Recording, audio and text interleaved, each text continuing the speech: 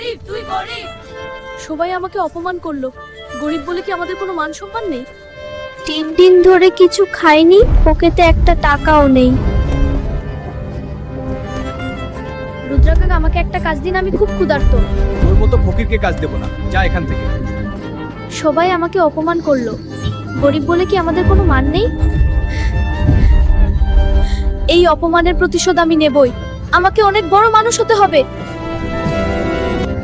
মা, আমি চললাম, বড় কিছু না হয়ে আমি এই গ্রামে আর ফিরবো না।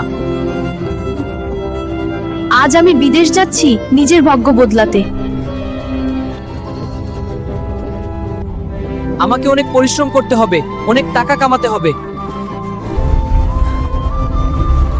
রোডে পড়ি, বৃষ্টিতে ভিজি, আমি হার মানব না।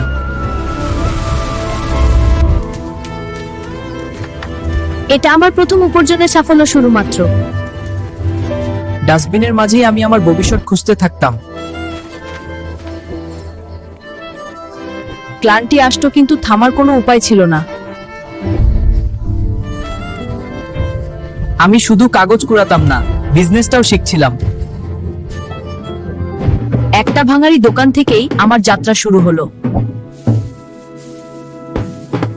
কঠোর পরিশ্রম আর শতটাই ছিল আমার একমাত্র সুখ। দেখতে দেখতে 5 বছর কেটে গেল। আমি সফল ব্যবসায়ী।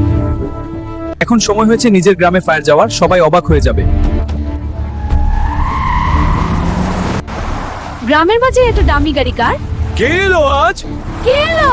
দামি গাড়ি? চিনতে পারছেন আমাকে? আমি সেই ভিখারি শিবা। এ কি শিবা? মানুষকে তাদের পোশাক দিয়ে নয়, তার পরিশ্রম দিয়ে বিচার করতে হয়।